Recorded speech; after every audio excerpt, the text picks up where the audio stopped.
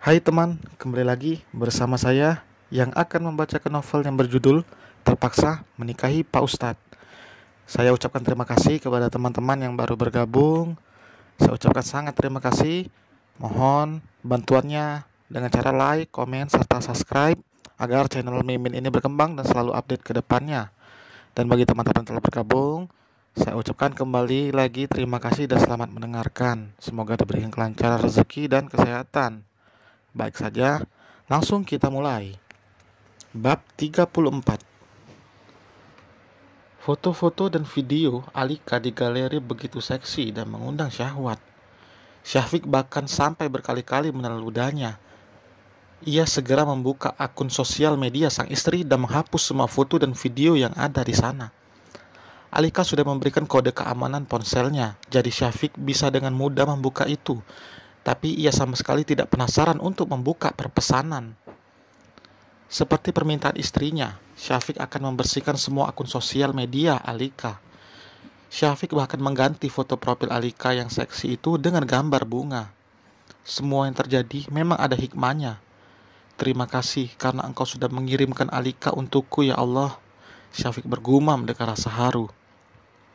Alis lelaki itu bertaut saat melihat panggilan masuk dari Nurma di ponsel Alika. Dengan cepat ia langsung mengangkat dan mengatakan jika Alika sedang tidak memegang ponsel, mereka akan lebih sulit untuk menghubungi Alika apalagi laki. Alika juga sudah meminta Syafiq untuk memblokir akun media sosial milik laki. Dengan senang hati Syafiq melakukannya. Ia benar-benar merasa bangga pada sang istri yang mencoba untuk bangkit, untuk menjadi lebih baik dan mengubur semua masa lalunya yang tidak baik. Bu Rita pasti merasa senang saat mendengar kabar ini, jika putrinya kini sudah berubah menjadi lebih baik lagi. Assalamualaikum warahmatullahi wabarakatuh. Bu, bagaimana kabarnya? Semoga ibu dan Luna selalu diberikan kesehatan dalam lindungan Allah Subhanahu wa Ta'ala. Pesan yang dikirimkan Syafiq pada ibu mertuanya. Ia bukan sosok orang yang menunggu ditegur baru ia menegur balik. Syafiq memiliki tata krama. Ia juga harus terus menjalin silaturahmi dengan mertua dan kakak iparnya. Karena pernikahan itu bukan hanya mempersatukan dua insan, tapi mempersatukan dua keluarga besar. Syafiq sekali berdiskusi dengan ibu mertua tentang rencana yang ingin mengadakan syukuran dan mengundang orang-orang terdekat juga rekan kerja. Bu Rita setuju dengan saran dari menantunya itu karena Bu Rita tidak ingin menyembunyikan pernikahan Alika.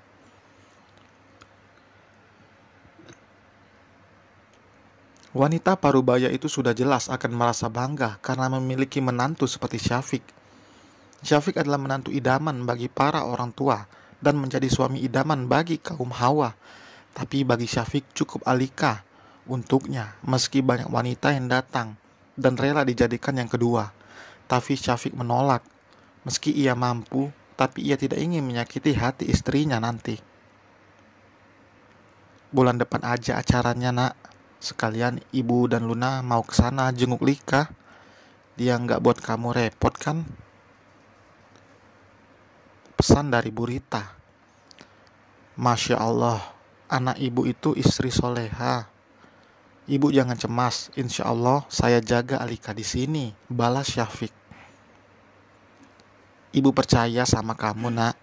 Yang ibu nggak percaya itu Alika. Takut kalau dia nyusahin kamu. Tulis Bu Rita. Alhamdulillah, Lika sama sekali nggak pernah ngerepotin bu. Jawab Syafiq. Seperti permintaan Alika, Syafiq membeli kartu baru untuk ponselnya. Syafiq tidak ingin banyak bertanya karena ia tahu Alika melakukan itu untuk kebaikan dirinya sendiri. Ia pulang lebih cepat, jam 4 sore, Syafiq sudah berada di rumah. Sarah dan Haura juga masih belum pulang karena mereka mengatakan akan menemani Alika sampai Syafiq pulang. Syafiq tidak bisa bermain dengan Haura karena gadis kecil itu akan langsung pulang. Sarah kembali meminta kepada Syafiq untuk menemaninya bertemu dengan ayahnya Haura. Lelaki itu meminta untuk segera bertemu. Ia merindukan Haura.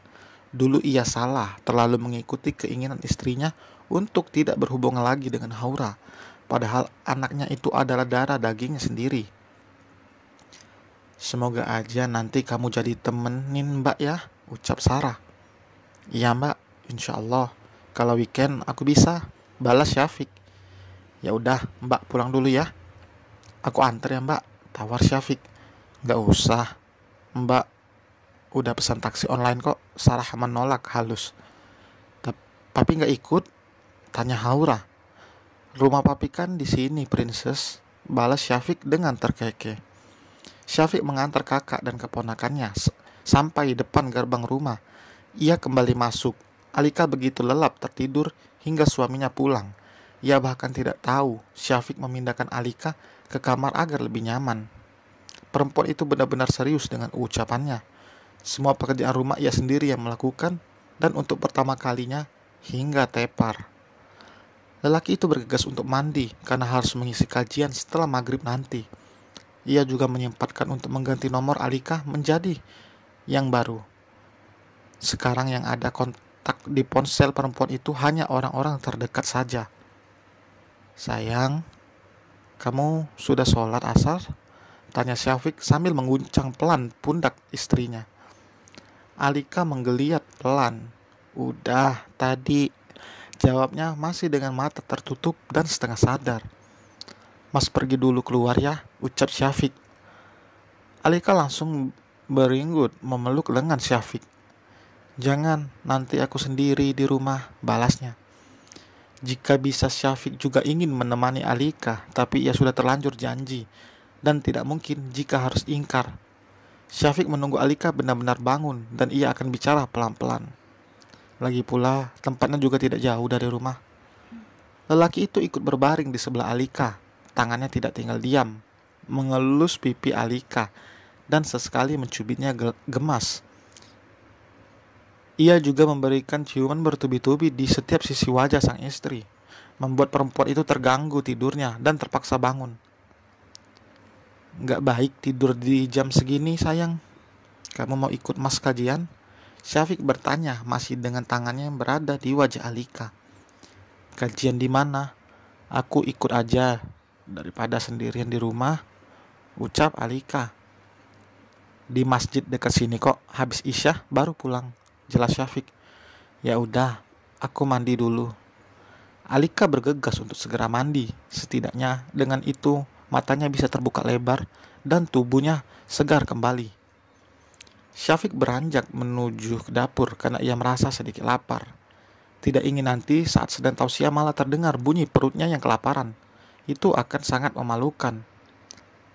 Mata lelaki itu berbinar saat melihat makanan kesukaannya di lemari makanan. Tadinya Syafiq hanya akan mencari cemilan pengganjal perut, tapi karena ada daging sapi lada hitam, ia jadi ingin untuk makan. Saat satu kali suapan, Syafiq sudah bisa menebak jika kakaknya yang memasak. Berbaring dengan lelaki itu yang sudah selesai makan, Alika juga sudah selesai dengan mandinya. Syafiq berjalan kembali ke kamar.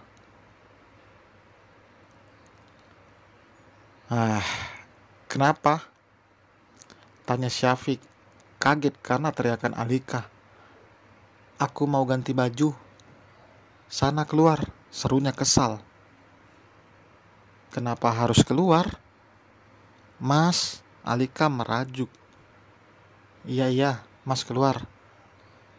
Syafiq menutup kembali pintu kamar dan menuju ke kamar mandi untuk sikat gigi, karena ia baru saja memakan daging. Syafiq yang memang sudah rapi dari sebelumnya menunggu Alika di ruang tengah. Beberapa menit berselang, perempuan itu turun menggunakan gamis menjuntai berwarna army dengan kerudung yang senada. Ia begitu anggun saat menuruni anak tangga, hingga untuk kesekian kalinya membuat Syafiq terpesona. Masya Allah, istri mas ini selalu membuat suaminya terpesona, goda Syafiq. Udah, jangan godain aku terus, ayo berangkat. Ia berjalan lebih dulu keluar rumah. Mau naik mobil atau jalan kaki, tempatnya nggak jauh. dari sini. Tadinya Mas mau berangkat jam segini biar kesananya jalan kaki. Ada pasar malam juga nanti, kita lewat. Jelas Syafiq. Emang pasar malam buka kalau sore-sore? Alika bertanya dengan alis yang berkerut. Ya, emang bukannya. Biasanya dari sore sayang, sekitar jam 5. Jalan aja deh, biar aku juga tahu daerah sini. Syafiq mengangguk. Jemarinya langsung bertaut mesra dengan jemari sang istri. Alika mengelum senyum diam-diam. Berdekatan dengan Syafiq selalu membuat perempuan itu berbunga-bunga. Berbeda dari sebelumnya, yang bawaannya selalu ingin marah pada Syafiq. Mereka berjalan dengan bergandengan tangan, membuat yang melihat merasa iri. Bagaimana tidak, mereka pasangan yang serasi, cantik dan tampan.